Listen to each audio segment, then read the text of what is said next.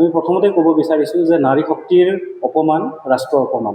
যিহেতুকে আমাৰ সৰ্ববৃহৎ গণতান্ত্ৰিক ৰাষ্ট্ৰখনত অৰ্ধেক সংখ্যক নাৰী শক্তি, আৰু এই নাৰী শক্তিক উচিত মৰ্যাদা প্ৰদানৰ বাবে যোৱা 16, 17 আৰু 18 এপ্ৰিল তাৰিখে আমাৰ দেশৰ সন্মানীয় প্ৰধানমন্ত্ৰী নৰেন্দ্ৰ মোদী ডাঙৰীয়াই নাৰী শক্তি বন্দন অধিনিয়ম সংশোধনী বিধেয়ক 2026 উত্থাপন কৰিছিলে, আৰু য'ত 2/3 ভোটৰ জৰিয়তে যদি লোকসভাত এই বিলখন পাৰিত হ'লেহেঁতেন, তেতিয়া ভাৰতবৰ্ষৰ নাৰী শক্তিয়ে উচিত মৰ্যাদা সন্মান লাভ কৰিলে।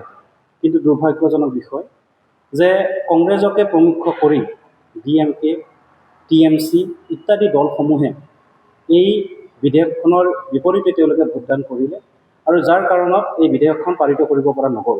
ই নাৰী শক্তিৰ প্ৰতি চৰম প্ৰবঞ্চনা আৰু এক অপমান।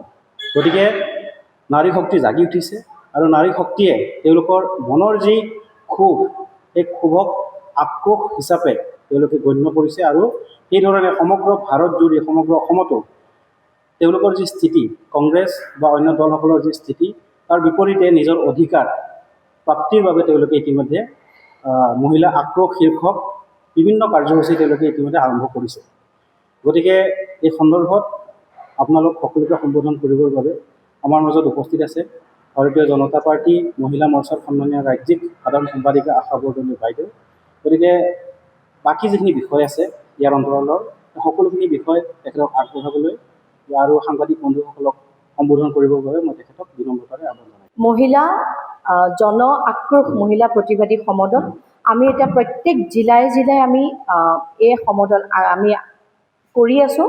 বাক্সা জিলাতো আছে, অহা 28 তাৰিখে আমাৰ বাক্সা জিলাত আমাৰ এই আক্ৰোশ ৰেলীটো আছে।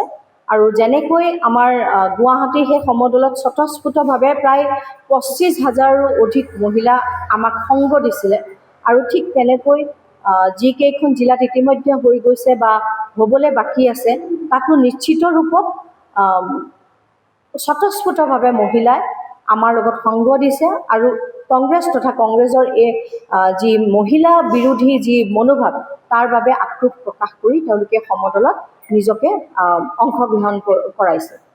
আমি আমাৰ বিজেপি চৰকাৰৰ এটা নীতি, বিজেপি আমাৰ সংগঠনটোৰ এটা নীতি আৰু আদৰ্শ আছে যে আমি প্ৰতিটো কাম আৰম্ভ কৰাৰ আগতে আমি ভাৰত মাতাক সেৱা কৰোঁ। ভাৰত মাতাক সেৱা কৰি আমি আমাৰ প্ৰতিটো কাৰ্যক্ৰম, প্ৰতিটো কাৰ্যকলাপ আমি আগবাঢ়োঁ।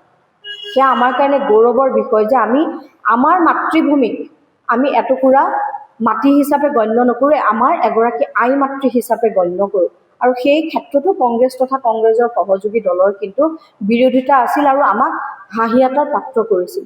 গতিকে তেনে মানসিকতা আছে তেওঁলোকৰ, য'ত আমাৰ অপাৰেশ্যন সিন্দুৰৰ সময়ত আমাৰ ভাৰতবৰ্ষৰ কেইবাগৰাকী নাৰীৰ শিৰৰ সেন্দুৰ মচি দিছিল আততায়ীয়ে। আৰু যেতিয়া প্ৰধানমন্ত্ৰী নৰেন্দ্ৰ মোদী ডাঙৰীয়াই সবল নেতৃত্বত এগৰাকী দুগৰাকী মহিলাক এই নেতৃত্বৰ ভাৰ দি যেতিয়া অপাৰেশ্যন সিন্দুৰৰ দায়িত্ব আগবঢ়াইছিল, তেতিয়াও কিন্তু সংসদত তেওঁলোকে প্ৰশ্ন উত্থাপন কৰিছিল, তাৰ প্ৰমাণ বিচাৰিছিল। গতিকে তেনে মানসিকতা থকা কংগ্ৰেছ তথা কংগ্ৰেছৰ সহযোগী দলে এই বিলখন 33% যিখন বিল আমাৰ মহিলাসকলৰ কাৰণে যি সংৰক্ষণ কৰাৰ এটা শক্তিশালী আৰু সবল খোজ আমাৰ মাননীয় প্ৰধানমন্ত্ৰী ডাঙৰীয়াই আগবঢ়াইছিল, এই বিলখন অপোজ কৰাটো তেনেই স্বাভাৱিক কথা। কিন্তু এই স্বাভাৱিক কথাটোৱেই কিন্তু তেওঁলোকৰ বাবে কাল হৈ পৰিব, কিয়নো নাৰীক অপমান কৰা প্ৰতিটো বংশ ইতিহাস সাক্ষী আছে। প্ৰতিজন ব্যক্তি, প্ৰতিটো বংশ আজিলৈকে ধ্বংস হৈছে।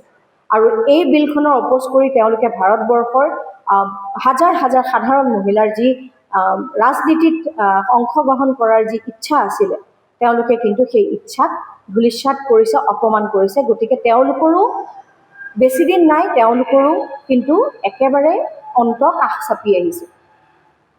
আৰু এই বিলখনৰ জৰিয়তে 2023 চনত ছেপ্টেম্বৰৰ মাহৰ ফালে যেতিয়া এই বিলখন গৃহীত হৈছিল, তাতে সম্পূৰ্ণৰূপে লিখা আছিলে যে লোকপিয়লৰ পিছত সমষ্টি পুনৰ নিৰ্ধাৰণ হ'ব, তাৰ পিছত 33% আমাৰ মহিলাৰ বাবে সংৰক্ষণ কৰা হ'ব।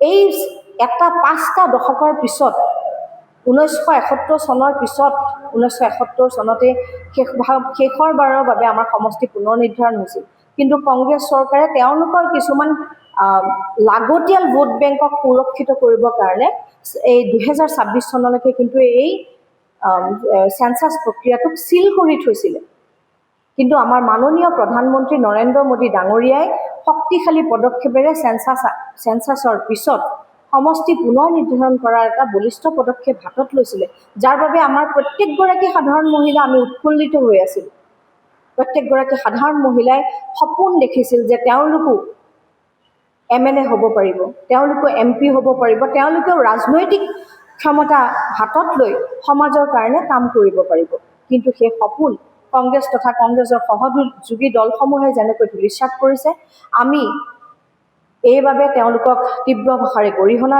তেওঁলোকক জনাইছো আৰু তেওঁলোককো আমি জনাবলৈ এটা কথা পাই অতি ভাল পাম যে মোদী ডাঙৰীয়া যিগৰাকী মোদী ডাঙৰীয়া প্ৰতিটো মুহূৰ্তত কেৱল মহিলাসকলৰ শক্তিৰ কথা চিন্তা কৰে মহিলাসকলৰ সবলীকৰণৰ কথা চিন্তা কৰে মহিলাসকলৰ আগবাঢ়ি যোৱাৰ কথা চিন্তা কৰে তেওঁ যিকোনো প্ৰকাৰে এই 33% আমাৰ মহিলাসকলক সংৰক্ষিত কৰিব আৰু সেই আশ্বাস সেই বিশ্বাস আমাৰ মাননীয় প্ৰধানমন্ত্ৰী নৰেন্দ্ৰ মোদী ডাঙৰীয়াৰ ওপৰত আমাৰ ভাৰতবৰ্ষৰ প্ৰতিগৰাকী মহিলাৰ আছে